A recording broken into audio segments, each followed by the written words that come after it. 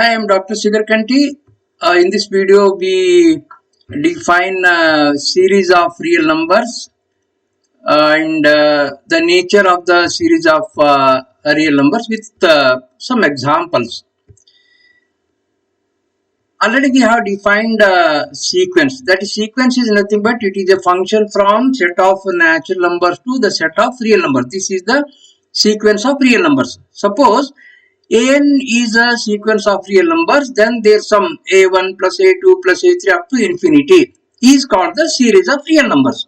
And usually we denote this by like this: summation n from 1 to infinity an, or you can write 0 to infinity also, no problem. Then they start with a0, okay, a0 a plus a1 plus a3, no problem. So you can write n from 1 to infinity or n from 0 to infinity an, or simply we write just summation of an. Usually series is denoted by like this: summation an. And we define one more term here, partial sums. So let this summation n from 1 to infinity an be a series, that is a1 plus a2 plus a3 plus up to infinity. This is a series. We define S1 is equal to the first term, S2 is equal to sum of the first two terms, S3 is equal to sum of the first three terms. Similarly, S4 equal to sum of the first four terms, and Sn is equal to sum of the first n terms. That is Sn is equal to a1 plus a2 plus a3 plus up to an. And these are called first partial sum. This is, we call this as the first partial sum. And S2 as the second partial sum, S3 as the third partial sum, and Sn as the nth partial sum. So that is here for a given series, we are getting S1, S2, S3, S4. So that means here for every series we have these terms, the partial sums S1, S2, S3, S4 up to Sn and so on. Now we make one more sequence here, that sequence of the partial sums S1, S2, S3, up to infinity is called the sequence of partial sums of the given series, right?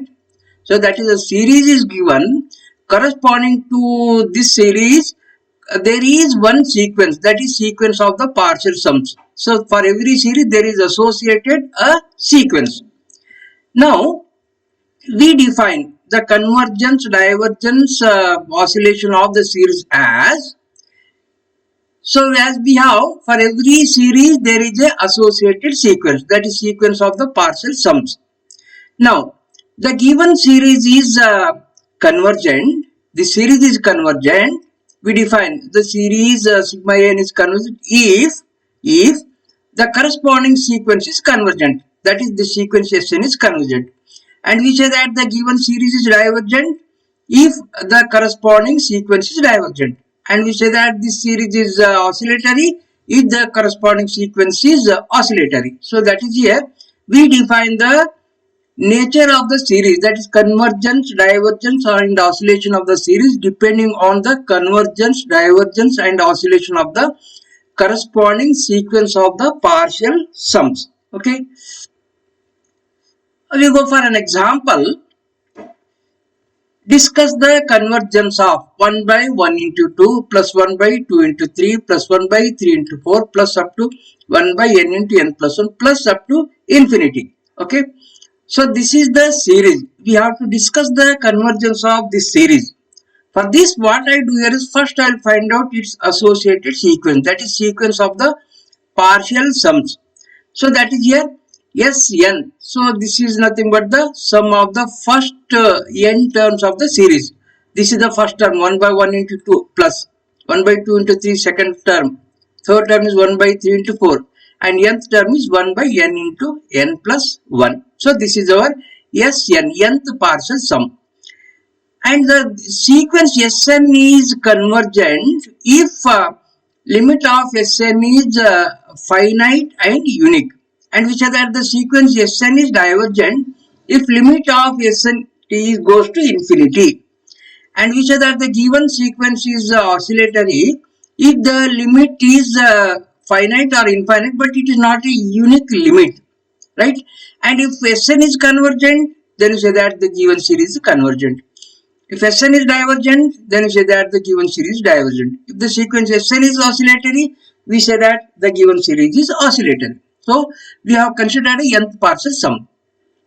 And we write this as 1 by 1 into 2 can be written as 1 by 1 minus 1 by 2. I am splitting this term here. Okay, plus. And 1 by 2 into 3 can be written as 1 by 2 minus 1 by 3 plus. 1 by 3 into 4 can be written as 1 by 3 minus 1 by 4 and so on. This can be written as 1 by n minus 1 by n plus 1. And removing the brackets here, how this looks: 1 minus 1 by 2 plus 1 by 2 minus 1 by 3 plus 1 by 3 minus 1 by 4 plus 1 by 4 minus 1 by n plus 1 by n. So these terms gets cancelled. Minus 1 by 2 plus 1 by 2 0. Minus 1 by 3 plus 1 by 3 0. Minus 1 by 4 plus 1 by 4 0. Minus 1 by n plus 1 by n, that is also equal to 0. What remains? There remains only the first term and the last term. That is, first term is 1 minus last term is 1 by n plus 1. This is my Sn. If I take limit onto this, limit of Sn as n tends to infinity equal to limit n tends to infinity 1 minus 1 by n plus 1. This will be 1 as it is minus, if I put n equal to infinity here, I am getting 1 by infinity, this is equal to 0. So therefore, limit of this is equal to 1. And this 1 is finite and unique. So therefore, this sequence Sn is convergent.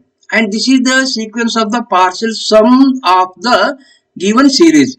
As the sequence is convergent, therefore the given series is also convergent. Okay. Next I will go to another example. Discuss the convergence of the series 1 square plus 2 square plus 3 square up to n square plus up to infinity. Okay, this is the given series. Now, first I will write, okay, this is our n square. Sn is nothing but sum of the first n terms, 1 square plus 2 square plus 3 square up to n square. Sum of the squares of the first n natural numbers is given by n into n plus 1 into 2n plus 1 divided by 6. This is the Sn, nth term of the sequence Sn. Now if I take limit onto this, limit of Sn as n tends to infinity equal to limit n tends to infinity n into n plus 1 into 2n plus 1 divided by 6. As n tends to infinity, numerator goes to infinity. Infinity by 6, this is equal to infinity. So limit of Sn as n tends to infinity equal to infinity means the sequence Sn is divergent. If the sequence Sn is divergent, then the given series is also divergent. Next example. Discuss the convergence of this series minus 1 to the power of n. So if I start n equal to 1, then what is the first term? It will be minus 1 plus. What is the second term? Minus 1 square 1 plus 1. Third term is minus 1. Fourth term is plus 1. Next minus 1 plus 1 minus 1 plus 1. N is even, then this value is equal to 1. N is odd, this value is equal to minus 1. Now here,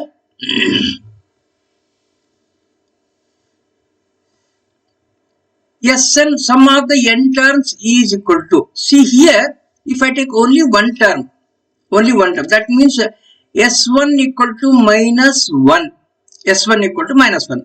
What is S2? S2 means sum of the first two terms, this is equal to 0, okay, S2 is equal to 0. And what about S3? Sum of the first three terms, that is minus 1 plus 1 minus 1. This is equal to minus 1. S3 equal to minus 1. What about S4? S4 is equal to minus 1 plus 1 minus 1 plus 1. Again this is equal to 0. What is S5? It is equal to minus 1. S6, it is equal to 0. So that is, if n is odd, then the sum is nth partial sum is equal to minus 1. If n is even, then the nth partial sum is equal to 0. Okay. So Sn is equal to minus 1 if n is odd. Sn equal to 0 if n is even. Now if I take limit onto this, limit of Sn as n tends to infinity is equal to either I am getting 0 or I am getting minus 1. These two are finite, but they are not unique. Therefore, this sequence Sn is oscillatory. If Sn is oscillatory, then the given series is also oscillatory and oscillates finitely. Its sum is equal to either -1 or 0. Next example, discuss the convergence of -1 to the power of n into n. So that is summation an equal to -1 to the power of n into n. If I take n equal to 1, then first term will be -1. Minus, this gives either +1 or -1. That minus n is 1, -1. Next, n equal to 2, this will be positive, plus 2. N equal to 3, this is negative, -1, -3, plus. N equal to 4, this is positive, so this is our 4. So, -1 plus 2 minus 3 plus 4 minus 5 plus 6 and so on. Okay. Now, suppose n is even. So, let me take n is equal to say 2k. Then, what is Sn? Sn is equal to up to 2k terms. -1 plus 2. Next, plus -3 plus 4 plus -5 plus 6 plus up to the last term is 2k and previous term is 2k minus 1. This is minus of 2k minus 1 plus 2k. See, this value is equal to 1. This bracketed quantity value is equal to 1. This also equal to 1. This also equal to 1. This also equal to 1. So, how many terms are there? So, such brackets are there? Totally k terms are there. This is 1 plus 1 plus 1 plus 1. This is how many times? This is equal to k times. Therefore, I am getting Sn is equal to k. Okay. Now, limit of Sn as n tends to infinity. If I take the limit onto this is equal to limit n tends to infinity. Sn is equal to k. And this k is nothing but n by 2. Okay, k equal to n by 2. Limit n tends to infinity, n by 2. So, infinity by 2 means this is equal to infinity. So, this is going to infinity. Okay, limit of Sn as n tends to infinity is equal to infinity. On the other hand, suppose n is odd. Say n equal to 2k plus 1. Then, I will write this as -1. Okay. Here, in between these two terms, I will take minus common factor here. Minus common factor, this will become minus, this will become plus. That is minus common factor, -2 plus 3. And these two terms, again I will take minus common factor here. This in the bracket, this becomes minus, this becomes plus. That minus of -4 plus 5. And similarly, the last term is -2k plus 2k plus 1. -4 plus 5 -6 -6 plus 7. So last term is minus of -2k plus 1. The first term is -1. What is this quantity? This is equal to +1. Okay, -2 plus 3 is +1. This and minus sign is there. This becomes -1. Minus. This is also +1. This becomes -1. And this is also +1 and minus sign is here. So that this becomes -1. Total how many times are there? Minus by -1 -1 -1 up to k plus 1 times. So that is equal to minus of k plus 1. This sum is equal to minus of k plus 1. And if I take the limit onto this, limit of Sn as n tends to infinity equal to limit n tends to infinity, Sn is minus of k plus 1. So that is limit n tends to infinity minus of k plus 1 is nothing but n plus 1 by 2. So here we have this relation. You can take this to the left hand side. We get n minus 1 is equal to k. Okay. Or we can consider like this here. K is equal to n minus 1 divided by 2. And substituting here n minus 1 by 2 plus 1. So that will be n plus 1 by 2. If I take limit onto this, numerator becomes infinity by 2. The negative sign is there. Here I am getting minus infinity. So, if I take n even, I am getting limit of Sn equal to plus infinity. If I take n odd, I am getting the limit of Sn equal to minus infinity. So, that means here, the sequence Sn is not convergent. And also the sequence is not divergent also, because it is going to plus infinity minus infinity. So that is, sequence Sn is oscillatory. This oscillates infinitely. Okay, sequence Sn oscillates infinitely. Therefore, the given series also oscillates infinitely. Next one small theorem is there. A series of positive terms either converges or diverges. Means it not oscillates. If a given sequence is positive term, then definitely it converges or diverges. That never oscillates. To prove this, let me consider. Let sigma n be a series of positive terms. Means an is greater than 0 for all n. A1, A2, A3, A for all terms are the positive terms greater than 0. Now, let Sn be the sequence of nth partial sums of the series. Then Sn is equal to A1 plus A2 plus A3 up to An. What about Sn plus 1? This is the sum of the n plus 1 terms. A1 plus A2 plus A3 plus An plus up to An plus 1. Now, if I consider Sn plus 1 minus Sn, this is equal to Sn plus 1 minus Sn. A1 gets cancelled, A2 gets cancelled, A3 gets cancelled, An gets cancelled. Only this term remains, An plus 1 remains. And we know that this given series is series of positive terms. Therefore, this An plus 1 is greater than 0. That means Sn plus 1 is greater than Sn. Sn plus 1 is greater than Sn. If Sn plus 1 is greater than Sn, then we say that this sequence is monotonically increasing sequence. Right? So this sequence Sn is monotonically increasing sequence. And already we have proved that monotonically increasing sequence or monotonically decreasing sequence always either converges or diverges. They never be oscillatory. So that is here. This sequence Sn is monotonically increasing sequence. Therefore, sequence either converges or diverges. Therefore, the given series either converges or diverges. Okay.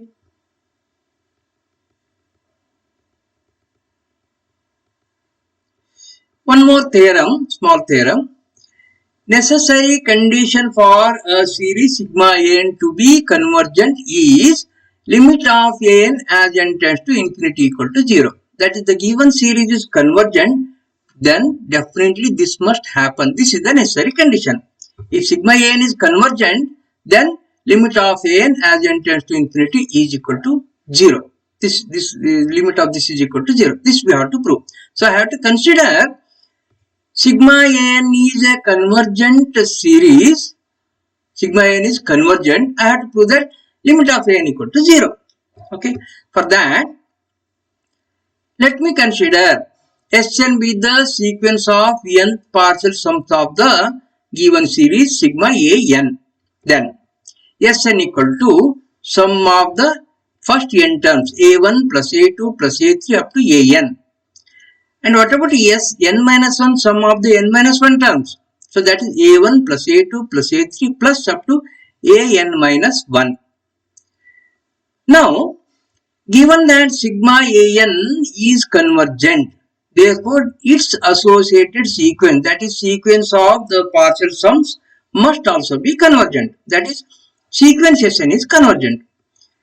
If sequence Sn is convergent, then limit of Sn must be some finite quantity, finite and unique quantity. So therefore, limit of Sn as n tends to infinity equal to L. Okay. Now we consider this Sn minus Sn minus 1. Sn minus Sn minus 1. This minus this. So a1 minus a1 0, a2 minus a2 0, a3 minus a3 0. An minus 1, an minus 1 0. What remains is an remains here. So this is equal to Sn minus 1 is equal to an. And we take limit onto this. So limit n tends to infinity, Sn minus 1 is equal to limit n tends to infinity an. Now I can take the separate limits here. Limit Sn as n tends to infinity minus limit of Sn minus 1 as n tends to infinity equal to limit of an as n tends to infinity. This implies, what is the limit of Sn as n tends to infinity? This is equal to L minus. What is the limit of Sn minus 1 as n tends to infinity? This is also equal to L, because here n tends to infinity means the sequence, the limit of the sequence is L. Okay. So if we take limit of Sn minus 2, that is also equal to L. Limit of Sn plus 2, that is also equal to L. Limit of Sn plus 10, that is also equal to L. So that is, this is equal to L, this is equal to L. Left hand side I am getting L minus L. Right hand side I am getting limit an as n tends to infinity. So L minus L, this becomes 0. So limit of an as n tends to infinity is equal to 0. This is the necessary condition. This is not the sufficient condition. Necessary condition means if the given series is convergent, then limit of an is equal to 0. Converse need not be proved, need not be true, because we have not proved the converse here. So that is, some notes are written. If the given series is convergent, definitely we have this. This must be satisfied. This is the necessary condition. Limit of an as n tends to infinity must be equal to 0. What about the converse? Suppose limit of an as n tends to infinity equal to 0. Is the series convergent? No, it need not be. So we have not proved that the converse part here, and actually it is not true. This is not true always, because we prove this with an example, that is limit of n as n tends to infinity equal to 0, 0, and then we prove that that is the given series not convergent with an example. We disprove this. Okay. So that is one way. Sigma n is convergent, limit of n equal to 0. Conversely, limit of n equal to 0, then sigma n need not be convergent. But suppose we have limit of n is not equal to 0, then we can say that the given series is not convergent. This is definite here.